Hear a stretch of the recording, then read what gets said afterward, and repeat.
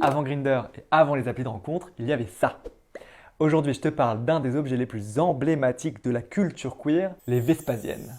Les Vespasiennes, ce sont des urinoirs publics qui débarquent à Paris au début du 19e siècle. Elles tiennent leur nom de l'empereur romain Vespasien qui, en imposant une taxe sur l'urine, fit faire un grand pas à l'hygiène et à la salubrité publique. On appelle aussi ces urinoirs les tasses en raison de leur charpente en forme de théière. Au début du 20e siècle, Paris en compte près de 4000. Le lieu est caché, ouvert 24 heures sur 24 et il offre l'intimité propice aux rencontres charnelles. On dit d'ailleurs des personnes qu'elles font les tasses lorsqu'elles draguent autour des urinoirs. Tout cela s'inscrit dans un contexte particulièrement intolérant. Bien que l'homosexualité ait été dépénalisée en 1791, il existait encore la notion d'outrage public à la pudeur, utilisée bien souvent pour réprimer les sexualités queer. Les tasses brassent des personnes de tout milieu, de l'homosexuel libéré au bon père de famille. Elles permettent de maximiser les rencontres, et pas seulement furtives, puisque certains y ont même trouvé l'amour. Pas étonnant donc que les tasses s'inscrivent profondément dans l'histoire LGBTQIA+.